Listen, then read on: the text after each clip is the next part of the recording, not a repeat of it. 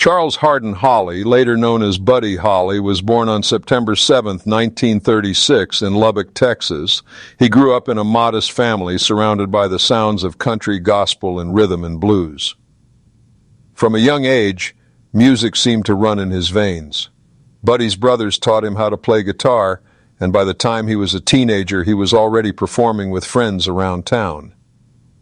Unlike many kids his age, Buddy wasn't content with just listening to the radio. He wanted to create his own sound. At school, he was known as the skinny boy with big glasses who always carried his guitar. He stood out not because of his looks, but because of his ambition. His classmates didn't always understand him, but Buddy never cared. By the early 1950s, he was experimenting with blending country and rhythm blues. This new mix would later become known as rock and roll. At just 16 years old, Buddy was already recording demos and playing local shows. His dream was bigger than Lubbock. He wanted to take his sound to the world. Little did anyone know, this young Texan would soon shape the future of popular music forever. Buddy Holly's big break came when he opened for Elvis Presley in 1955. That night changed everything. Elvis wasn't just a singer, he was a revolution. Watching the crowd's wild reaction lit a fire in Buddy. He realized that the raw energy of rock and roll could connect with people in ways country music never could. Buddy started shifting his style. He swapped traditional country strumming for harder rhythms and driving beats. His voice, filled with hiccups and sudden shifts, became his trademark. People in Lubbock started to notice. This wasn't just another boy playing guitar. Buddy had something fresh. Soon after, a Nashville producer took interest and signed him to a contract. But Buddy's first few recordings didn't capture his vision. They sounded too polished, too trained. He wanted the raw, energetic sound he heard in his head, the sound he and his band created on stage.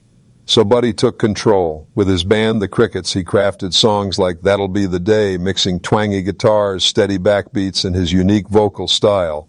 When the song finally hit the radio in 1957, it exploded.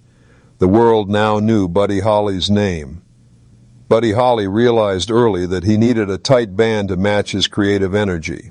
Together with Jerry Allison on drums, Joe B. Malden on bass, and Nicky Sullivan on rhythm guitar, he formed the Crickets. Unlike other groups of the time, they worked as equals, each member bringing something new to the sound. Their hit, That'll Be the Day, became a chart topper in 1957. Suddenly, Buddy Holly and the Crickets were touring across the United States and even overseas.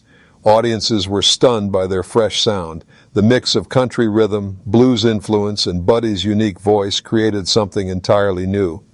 But it wasn't just the music. Buddy and the Crickets also brought style. With his horn-rimmed glasses and clean-cut image, Buddy looked nothing like Elvis or Little Richard. Yet he showed that you didn't have to be flashy to win over crowds. His charm was in his sincerity, his ability to connect with listeners through his songs. In just months, Buddy went from small-town stages to television appearances, playing shows alongside legends. His music spoke directly to young people, capturing the excitement and restlessness of the late 1950s. The Crickets weren't just another band, they were the blueprint for future rock groups. By 1958, Buddy Holly had become one of the most important voices of the rock and roll movement.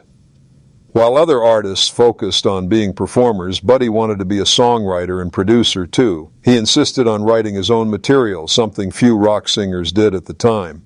Songs like Peggy Sue and Oh Boy weren't just catchy, they were revolutionary. The rhythms were playful, the lyrics spoke directly to teenagers, and the production was innovative. Buddy experimented with double-tracked vocals, echo effects, and guitar tones that influenced countless musicians. Unlike many of his peers, Buddy wasn't trying to copy others. He was building something new. He could take a simple lyric and make it unforgettable with his delivery. The famous hiccup in his singing became his trademark. His records didn't just sound fun, they sounded alive. Rock and roll was still considered rebellious, even dangerous by parents and critics. But Buddy's clean-cut image made it easier for teenagers to defend their love for the music. He proved that rock wasn't just noise, it was art. In just a few years, Buddy Holly had gone from a shy Texan teenager to one of the leading voices of a new generation, and his ambition was only growing. Buddy Holly wasn't content with just being a rock star. He wanted to take creative risks. In 1958, the Crickets became one of the first American rock groups to tour the United Kingdom. The shows electrified British teenagers, leaving a permanent mark. Among the young fans in the audience were future legends like John Lennon and Paul McCartney, who later admitted that Buddy Holly's music inspired the Beatles. Back home, Buddy continued to push boundaries. He experimented with orchestration, mixing rock with string arrangements. Songs like True Love Ways showed a softer, more romantic side of his songwriting. He wanted to prove that rock and roll wasn't limited to fast, loud songs. It could be emotional and sophisticated, too. At the same time, Buddy was breaking social barriers. In an era when racial segregation was still strong, he often played shows alongside black musicians, showing respect for the rhythm blues roots of reshaped. This made him stand out even more. Buddy wasn't just playing music, he was shaping the very identity of rock and roll. His willingness to experiment and to connect with different audiences made him more than just a star. He was becoming a pioneer. Amidst the whirlwind of fame, Buddy Holly found love. In 1958, while visiting New York, he met Maria Elena Santiago, a receptionist at a music office. Their connection was instant, and within weeks they were married. Maria brought stability to Buddy's chaotic touring life. She encouraged him to think about his future beyond just performing. With her support, Buddy considered moving to New York and building his own studio where he could have full creative freedom.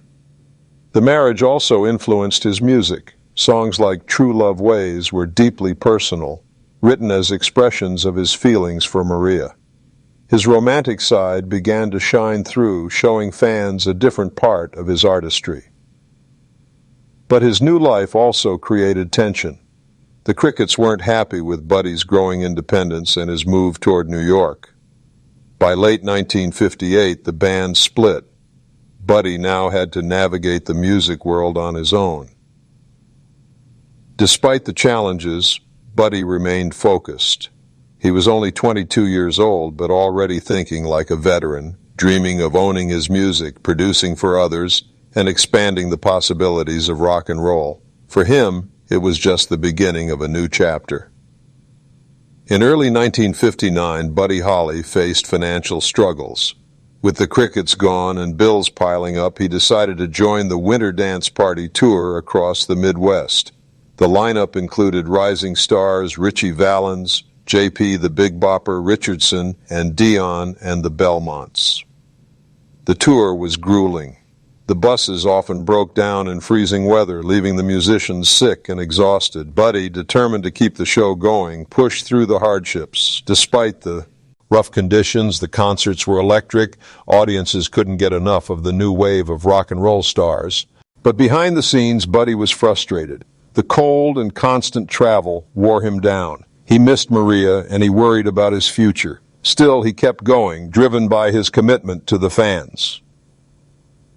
By February, the tour reached Iowa. After another breakdown of the tour bus, Buddy decided to charter a small plane to the next stop in Minnesota. It was meant to be a chance to rest and prepare for the next show. What he didn't know was that this decision would change music history forever. On February 3, 1959, tragedy struck. The small plane carrying Buddy Holly, Ritchie Valens, and the Big Bopper crashed shortly after takeoff in Clear Lake, Iowa. All three musicians, along with the pilot, lost their lives instantly. Buddy Holly was just 22 years old. The news sent shockwaves around the world. Fans couldn't believe that a star so young with so much promise could be gone in an instant. Radio stations played his songs non-stop, and fellow musicians mourned publicly. For many, it felt like the end of an era.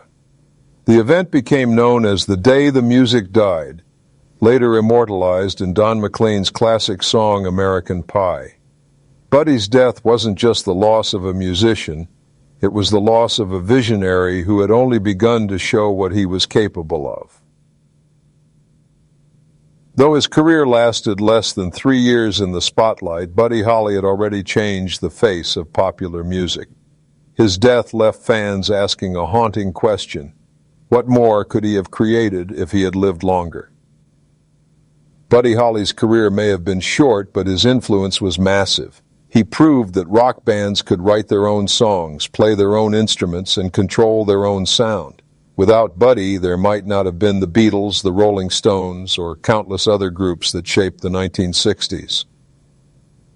The Beatles even named themselves partly in tribute to the Crickets. Paul McCartney later bought Tames. He writes to Buddy Holly's catalog, calling him one of his greatest inspirations. Bob Dylan remembered seeing Buddy perform just days before his death, saying it was a life-changing moment. Buddy's style also shaped rock fashion. His horn-rimmed glasses, once considered uncool, became iconic. His clean-cut look showed that you didn't need leather jackets or flashy outfits to be a star. Today, songs like That'll Be the Day, Peggy Sue, and Every Day remain timeless classics. They capture the joy, energy, and innocence of early rock and roll. More than 60 years after his passing, Buddy Holly's music still feels fresh, proving that true art never fades. Buddy Holly's story is one of brilliance and tragedy. In just 22 years of life and a few short years in the spotlight, he reshaped the future of music. He showed young people everywhere that they could pick up a guitar, write their own songs, and make the world listen. Though his life ended far too soon, Buddy Holly's influence has never disappeared. Each new generation of musicians finds inspiration in his work. From his songwriting to his stage presence, he laid the foundation for modern rock and pop music. Buddy once sang about love, heartbreak, and teenage dreams. Those themes remain universal, keeping his music alive. Fans around the world still celebrate his birthday, visit his memorial in Lubbock, and honor him every February on the anniversary of his passing. He may be remembered as part of the day the music died, but the truth is Buddy Holly's music never died. It continues to inspire, to move, and to remind us of what's possible when passion meets talent. Buddy Holly wasn't just a boy with a guitar. He was a pioneer, a dreamer, and a legend whose light still shines.